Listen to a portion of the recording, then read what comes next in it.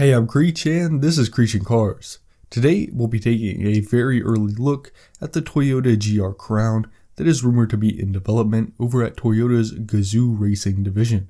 In this video, I'll go over the exterior and interior touches that will make the GR Crown unique, as well as the performance upgrades it will receive. The Crown replaced the Avalon here in the US with a more controversial design, although it does lend to a more spacious interior with easy access. Love it or hate it, the Crown isn't exactly the sportiest or most youthful car in Toyota's lineup, which might just make it the perfect candidate for the GR treatment. Starting on the exterior, you can expect a lot of cosmetic upgrades to make the Crown look more aggressive. One major performance change that's also easily visible is a lowered suspension. The normal Crown sits very high up, especially for a sedan, which may be more comfortable for day-to-day use, but the GR version will get a big boost in handling from a lower suspension.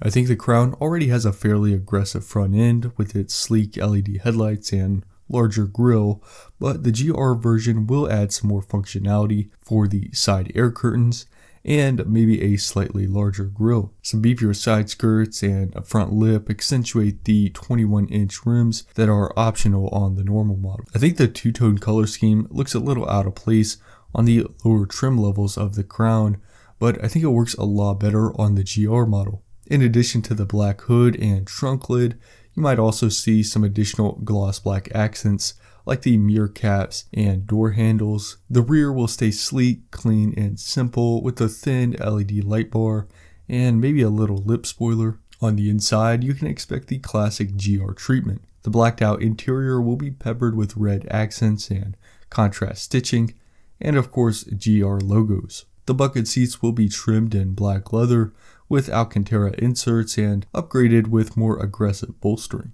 The normal Crown can be equipped to be quite nice, and it's essentially a Lexus at the top trim level. So even though the GR will likely end up being more expensive than the Platinum, it will drop some of the luxuries in favor of performance.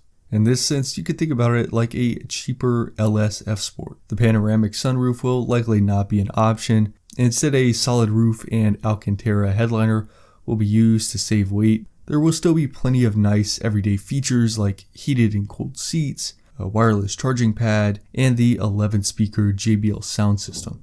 So even though you lose some of those higher end luxuries, the GR Crown is still going to be a very near luxury car. With the digital gauge cluster, it should be easy for Toyota to craft a custom sportier display that's specific to the GR. Next to that, you also get the 12.3-inch infotainment screen that offers Android Auto and Apple CarPlay on top of Toyota's new and much improved user interface. But aside from all that, the main attraction here is of course performance.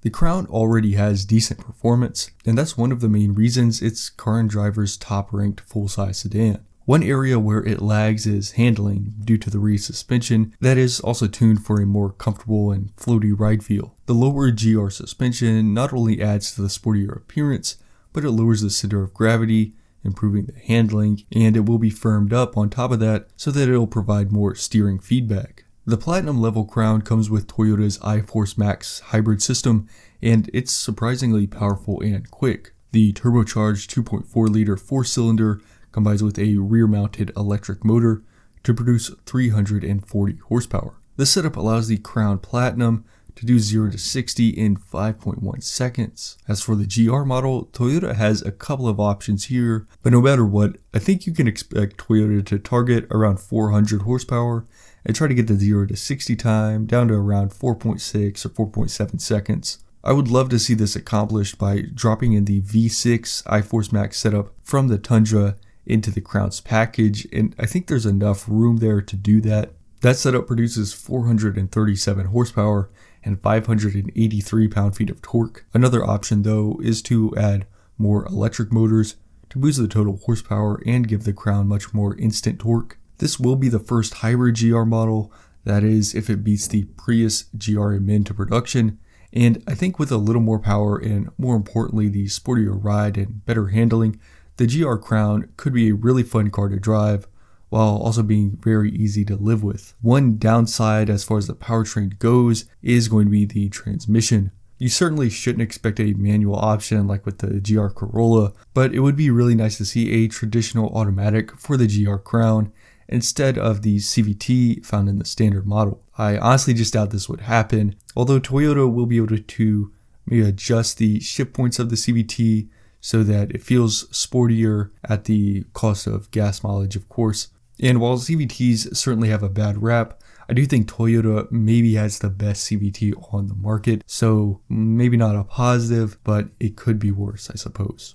This would be the spiritual successor to the Avalon TRD, which got a lot of negative reactions upon its release, and maybe it's an acquired taste, but the people who actually got their hands on one were usually pleasantly surprised. The Avalon TRD didn't sell all that well, but it received positive reviews from automotive journalists and buyers alike. The Avalon TRD only put out around 300 horsepower, and I think if you like the outer design and proportions of the GR Crown, you'll find that the interior and performance upgrades don't disappoint. That being said, the GR Crown won't be cheap, and the price is one thing that I can see being a major obstacle for the GR Crown. The Crown Platinum trim starts around $54,000, so I think the GR will bump that up to around $60,000. At this price point, there's not a huge market for this vehicle, but that's not really the point. The Avalon suffered from being perceived as an old person's car, and the goal of the Avalon TRD was to have it as an option to start changing the image of the Avalon. It's the same story here with the Crown. With its high suspension and cushy interior, it will be prone to being seen as a go-to option for the elderly, but seeing a GR Crown every now and then helps control the model's image while lowering the average buyer age. So there's everything we know so far about the Toyota GR Crown. I hope you enjoyed this video, and if you did, make sure to give it a like, as that helps me out a lot. Check out the rest of the channel for more videos like this, and subscribe so you don't miss future uploads. Thanks for watching, and I'll see you next time.